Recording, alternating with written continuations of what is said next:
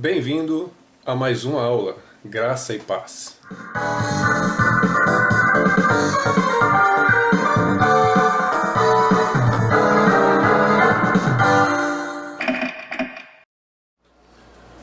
Graça e Paz. O assunto que nós vamos estudar nesse momento são as figuras de linguagem, que é um recurso que é amplamente utilizado pelo autor bíblico.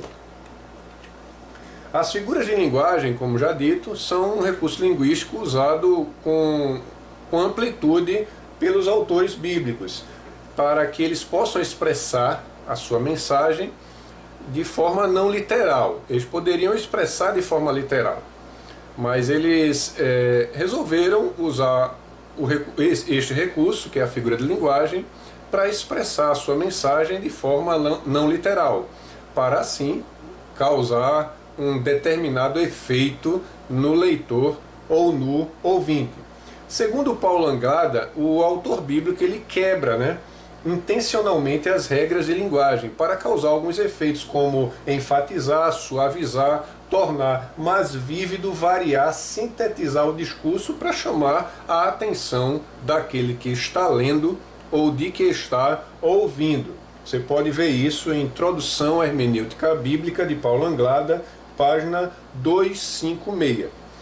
Quando o autor se utiliza das figuras de linguagem, que é o emprego de palavras no sentido não literal, fora do seu sentido literal, ele está querendo realçar de alguma forma aquilo que ele está querendo dizer, para chamar, por exemplo, a atenção dos seus leitores ou dos seus ouvintes. Além do que foi dito até então sobre figuras de linguagem, a gente tem que ter bastante cuidado na identificação das figuras de linguagem, porque a interpretação equivocada de alguma figura de linguagem pode nos levar a conclusões equivocadas. Ou seja, a gente vai terminar interpretando figuradamente aquilo que poderia ou deveria ser interpretado literalmente, ou a gente vai interpretar ou concluir literalmente aquilo que podia ser dito ou que podia ser interpretado ou deveria ser interpretado figuradamente. Quais são as razões para o uso da figura de linguagem? Por que os autores bíblicos usam figuras de linguagem? Quais foram as razões pelas quais eles se utilizaram dessas figuras? Então, o Roy Bezuque, em seu livro Interpretação Bíblica, das páginas 189 e 170, ele vai relacionar algumas razões pelas quais o autor bíblico ele intencionou usar a figura de linguagem para passar sua mensagem de forma não literal para o seu destinatário, para o seu leitor, para o seu ouvinte. Então, algumas razões, por exemplo, que ele coloca é que as figuras de linguagem dão cor, e vida ao texto. Outra razão seria chamam a atenção do leitor ou do ouvinte para o que está sendo dito. E o uso das figuras de linguagem fazem com que a mensagem fique fixa na mente, na memória daquele que está ouvindo e que está lendo. E também elas sintetizam as ideias que o autor quer passar para o seu leitor ou para o seu destinatário.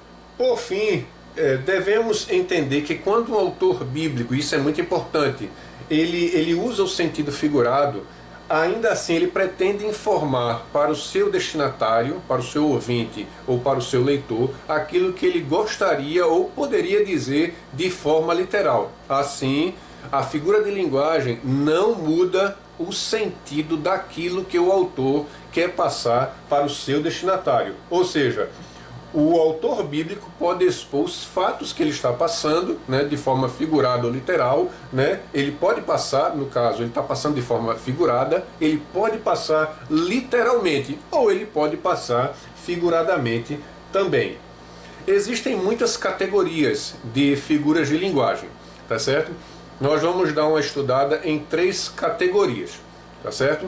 A primeira categoria que a gente vai dar uma lida, sobre ela, é a categoria de figuras de linguagem de comparação, quando a figura de linguagem compara uma coisa com outra. tá certo? Sendo ela implícita ou explícita.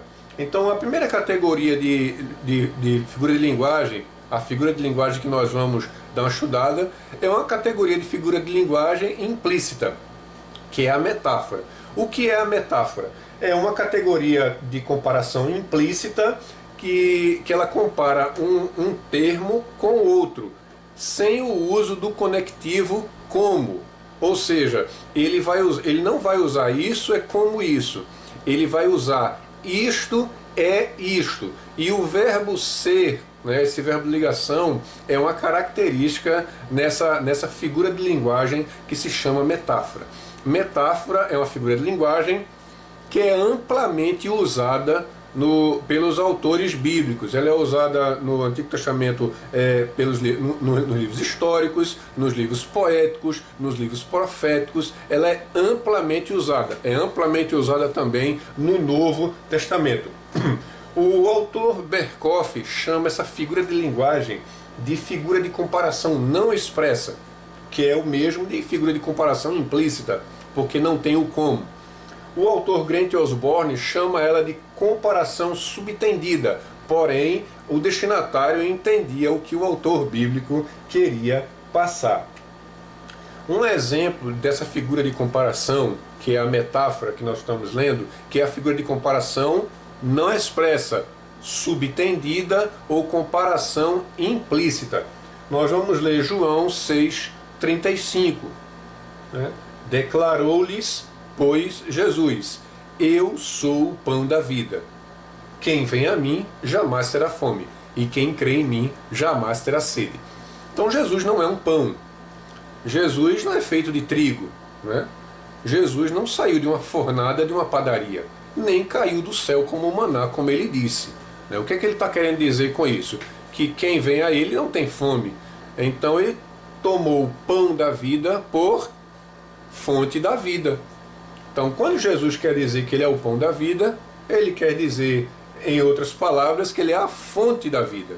E os destinatários a quem foi endereçado esse texto entenderam, como nós também entendemos quando Jesus quer dizer que ele é o pão da vida. Como também entendemos que ele quer dizer eu sou a porta, né? Eu sou o bom pastor. Jesus está querendo dizer algo que nós entendemos. Isso é metáfora. Então metáfora é uma comparação implícita. Não tem o como, tem o é. Eu sou o pão da vida. Jesus é o pão da vida. Ainda na categoria de comparação, né, nós vimos metáfora. Agora nós vamos dar uma olhada na símile, que ela tem uma semelhança com a metáfora, porque também faz uma substituição. Mas já a símile, a despeito da metáfora que é implícita, a símile ela é explícita. Na símile nós vamos ver agora o conectivo como. Isto é como isto. Né? Nós vamos entender rapidamente o que é uma símile. Inclusive o autor Walter Kaiser afirma em seu livro Hermenêutica Bíblica, página 89, que a símile é a figura de linguagem mais fácil de ser observada. Ela tem os conectivos como, tal como, assim como, a semelhança disso, que estabelece um efeito expresso de comparação. Ou seja, está explícito, né, não subtendido quando você faz a leitura. A exemplo da símile, nós vamos dar uma olhada em Provérbios capítulo 1, né, o versículo 24 ao versículo 27. Eu estou falando 24 ao 27 porque é a perícope, mas nós vamos ler apenas o versículo 27. Em vindo o vosso terror como a tempestade, em vindo a vossa perdição como redemoinho, quando vos chegar o aperto e a angústia. Note que eu dei uma ênfase, né, na leitura. O como aparece duas vezes. Então, terror como tempestade, perdição como redemoinho. O que ele quer dizer é que o povo que rejeita, né, o leitor de Provérbios que rejeita a sabedoria, né, quando ele estiver em grande terror, quando o terror dele estiver absurdo, Deus não o ouvirá, Deus não responderá. Quando ele estiver em calamidade.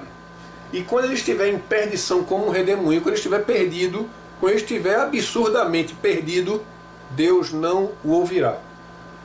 Então isto é a símile, né? A metáfora é uma comparação implícita, subtendida, não expressa. Já a símile é uma comparação expressa, não subtendida, explícita. Outra categoria de figura de linguagem que nós vamos dar uma estudada hoje é a categoria de substituição, quando o uso da figura de linguagem substitui uma coisa por outra, uma coisa por uma ideia, o todo pela parte, a parte pelo todo, para causar também uma determinada impressão, efeito naquele que está lendo o texto bíblico. No caso da metonímia, que é uma figura de substituição, não existe mecanismo de comparação, obviamente, porque não é comparação, é substituição. Este recurso também é numeroso na palavra de Deus. A gente vai ler em Salmos, nos profetas, na sabedoria, em Moisés, no Novo Testamento. A gente sempre vai ver o uso da metonímia.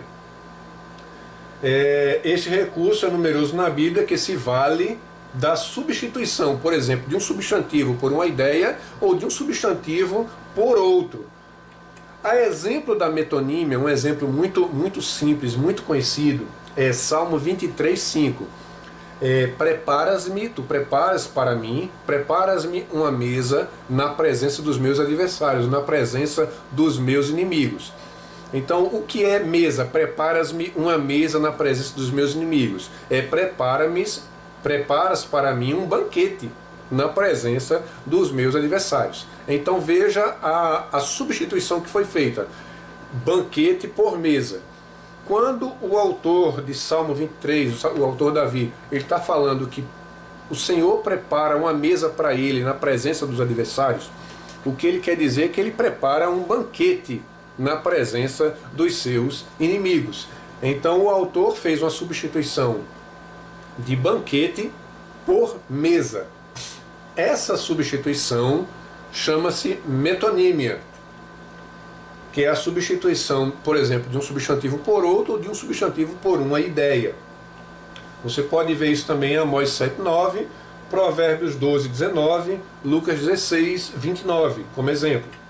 Outra figura de substituição, nessa categoria de substituição, é a sinédoque. Essa figura de linguagem tem certa semelhança também com a metonímia, pois também faz substituição de termos, um termo por outro. Porém, nesta figura de linguagem da sinédoque, a substituição é feita da parte pelo todo, ou do todo pela parte. Algo que represente a ideia ou item daquilo que está sendo dito. Você encontra essa explicação, esse conceito, em Introdução Bíblica de William Klein, página 504. Um exemplo de sinédoque, vimos um exemplo de metonímia, um exemplo de sinédoque está em Mateus 14:30. Mateus 14:30 está assim: reparando, porém, na força do vento, teve medo. Esse aí é o episódio de Pedro, né? Que aí quando ele começa a ver a tempestade, aquele tumulto ao redor dele, ele teve medo. Opa, tempestade? É isso mesmo. Quando ele está dizendo aqui, reparando na força do vento por tempestade. Então Pedro, ele olhou para o mar revolto ao redor dele. Ele viu todo aquele terror ao redor dele. Então quando ele olha aquele tumulto ao redor dele, aquela tempestade, então ele teve medo. Então Mateus, ele faz uso desse recurso. Ele coloca a força do vento, né, por tempestade.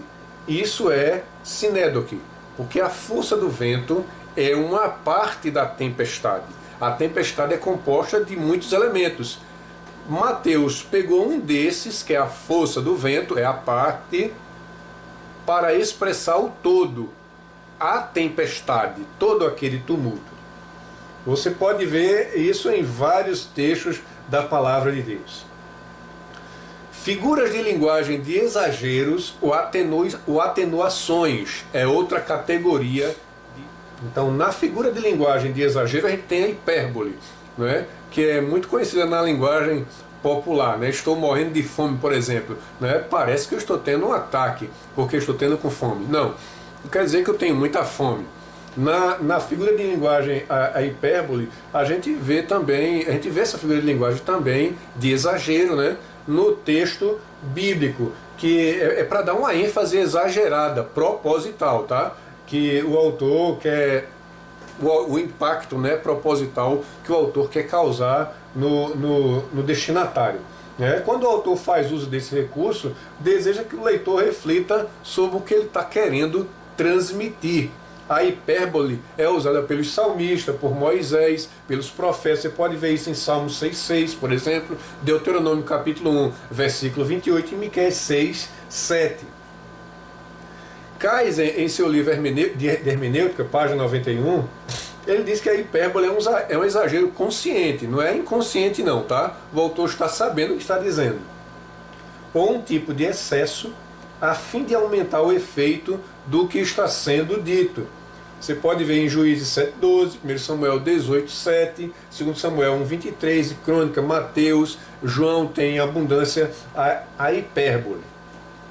Como exemplo da hipérbole, a gente vai dar uma olhada em João 21, 25, é um texto clássico, né? Um texto muito conhecido. João capítulo 21, versículo 25. Há, porém, ainda muitas outras coisas que Jesus fez. Se todas elas fossem relatadas, uma por uma, creio eu que nem no mundo inteiro caberiam os livros que seriam escritos.